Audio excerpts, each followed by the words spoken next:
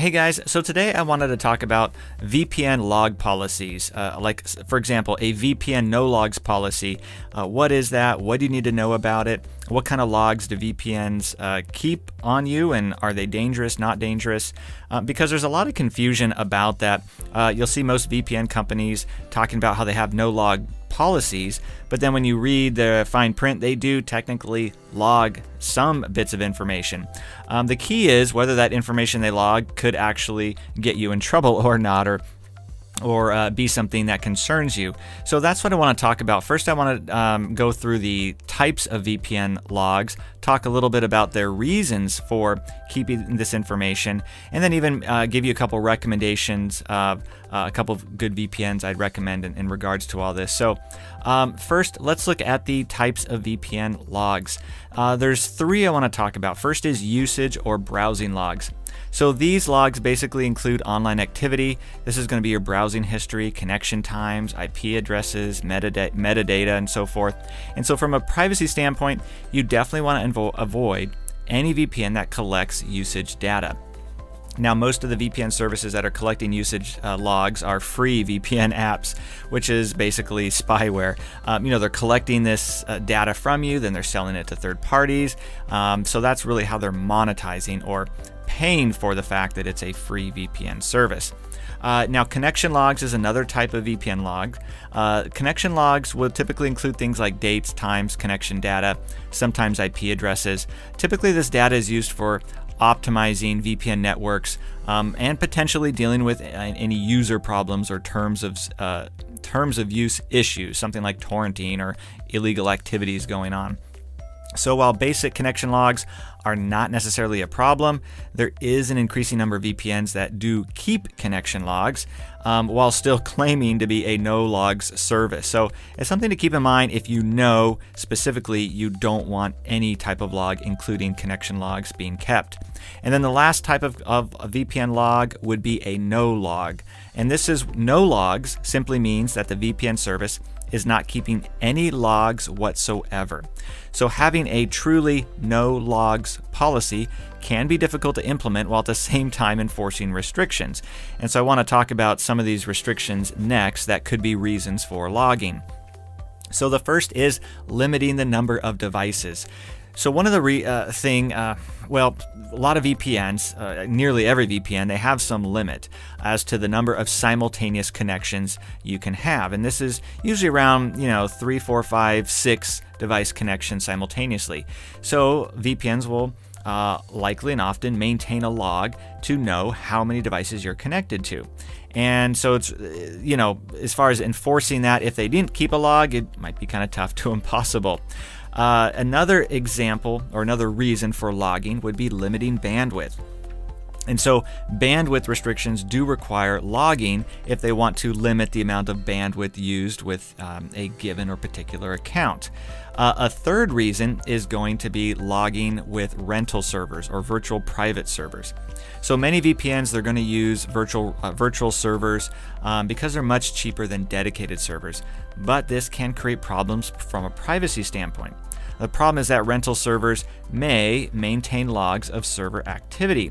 And so local authorities can possibly force a server host of one of these rented servers to actually give up their data. And so in this case, the no logs policy of a VPN company really won't mean anything at that point.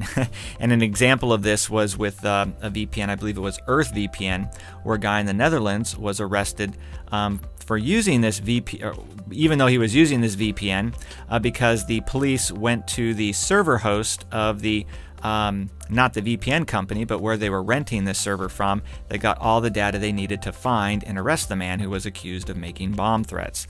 And so again, that's where I should say one more would be troubleshooting problems with optimizing VPN performance.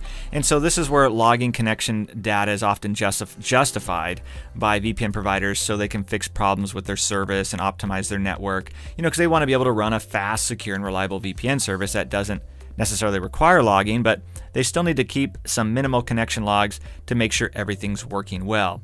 And keeping these minimal logs is a way of doing that. So that's just something to keep in mind with when you're hearing no logs. What a lot of times they're saying is, we're not logging anything that's going to incriminate you. You know, you can do whatever you want online. We're not going to pay attention to that. But if you look at the fine print, they're oftentimes at least logging, you know, did you connect, disconnect, maybe time of day, maybe usage. Again, the types of things that they claim will help them keep the network working well. So it could be considered a bit of a gray area. Depends on your, I guess, how you look at that. And I'd be curious, let me know down in the comments below, you know, what your view is on that, on the whole no logs versus logs. So but at the end of the day, you know, if you're looking for some good VPNs in regards to this, that have good quality servers, that aren't logging information that could land you in hot water, two I'd recommend would be ExpressVPN and CyberGhost, and I'll include links to both of them down in the description, along with any coupons or discounts not available on their website. So as always, you guys can try and save as much money as possible. So how do you know which of these might be the best choice for you? Well, that will depend a bit on your situation. If you're looking for just the best VPN overall, I'd go with ExpressVPN. It's the fastest. If you've seen my speed test I've done, it continues to come out on top. With the gaming VPN challenge, again, it came out on top as well there, again, having the lowest latency and ping. It doesn't have any bandwidth limits. They're fine with you file sharing or torrenting as much as you like. They don't have any restricted servers that can only be used, or that you have to be sure you're using if you're torrenting, or you could get in trouble.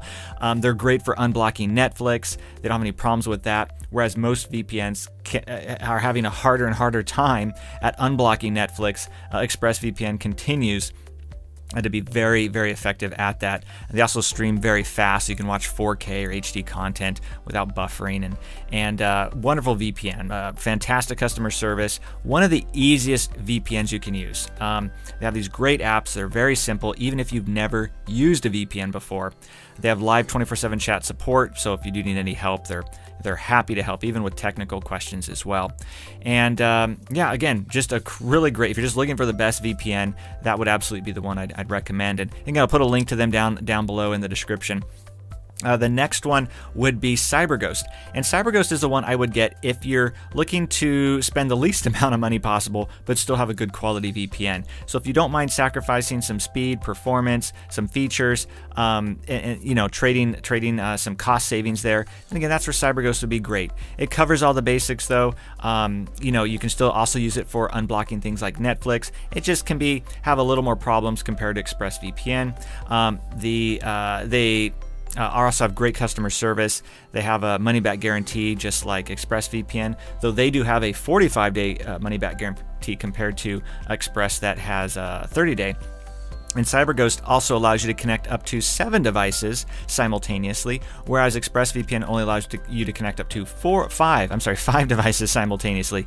So if you have a larger household, that's where CyberGhost might be a better fit in that situation as well. But again, I'll put links to both of them down in the description below, along with any deals or discounts, the best that I can find for you guys. So as always, you can save as much money as possible. Yeah, so feel free to take advantage of that. So bottom line, again, if you just want the best overall, I'd go with Express. If you want to save some money and don't mind trading some, you know, speed and performance for that cost savings, again, that's where CyberGhost would be the way to go as well. It's kind of the budget-friendly pick there. Otherwise, thanks so much for watching, you guys. If you have any questions, let me know down in the comments below. And otherwise, again, appreciate your time and stay safe out there. I'll look forward to seeing you in the next video.